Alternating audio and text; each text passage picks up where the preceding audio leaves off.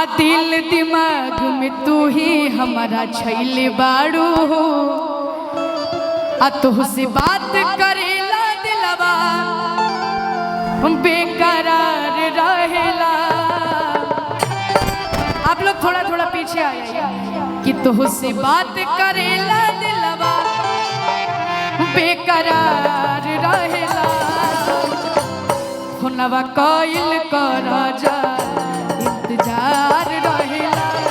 हुनवा कोइल कर जा इंतजार रहेला। ये जादू करनी गजब के जादू कैले बाड़ू हो दिल दिमाग में तू ही हमारा छैले बाड़ू हो। तुमसे बात करेला दिलवा बेकरार रहेला। तुमसे बात करेला दिलवा बेकरार रहेला। हुनवा कोइल कर जा इंतजार रहेला।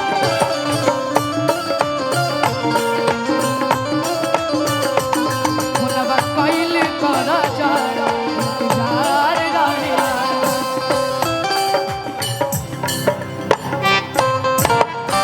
कि फुनवा कोइल कर जा इंतजार रहेला। लेकिन भाई लोग के तरफ से एगो गीत के फरमाइश आई बाटे कि गोरी तोरी चुनरी बा लाल लाल रे आ रोड पर चलेलू कमाल चल।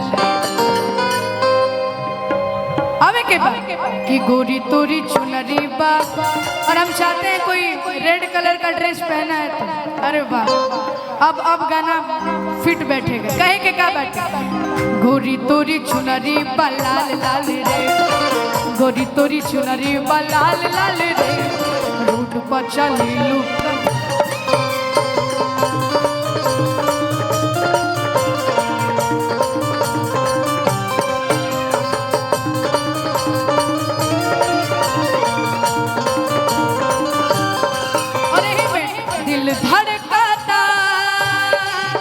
दिल धड़काता केहू के प्यार में केहू के प्यार में।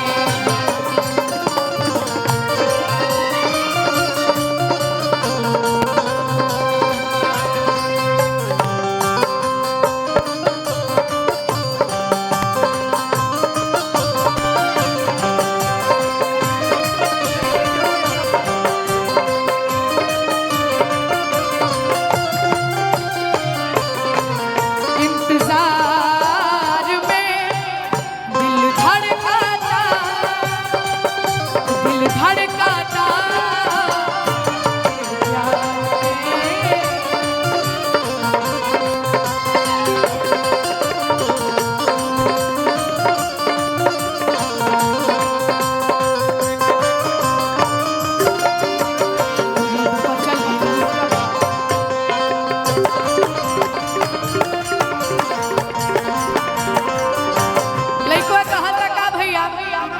सुंदर रतन बाड़ू तोहरो ना जोड़बा। अरे लइका कहेला मन एकदम बेजोड़बा। सौ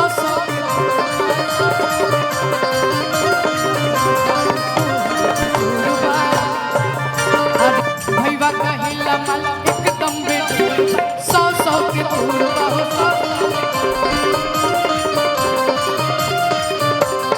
जान मारे गोरी तोर लाल गाल रे जान मारे गोरी तोर लाल गाल रे रोड पर चलेलू।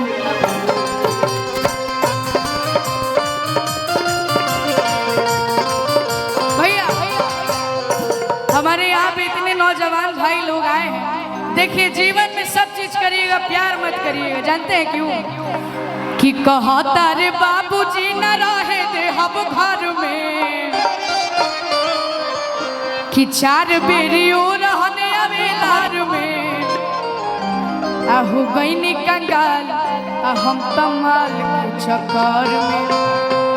बताओ हम तो साइकिल पे घूमत रही लेकिन तोहरे न चलते ही ग्लैमर एक्स हम खरीदे नहीं 125 सीसी के आ तू बाड़ू के छोड़ दिलू हमरा के। ये गलत बात है कि ना भैया। इसीलिए कहना है क्या कि कहता रे बाबूजी ना रहे दे हम घर में हर बेरी ओ रहने आवेला दिन भर में ए भैया का हो गई नी कंगाल हम त लइकी हो गई नी कंगाल हम त लइकी के चक्कर में अरे हो गई नी कंगाल हम त लइकी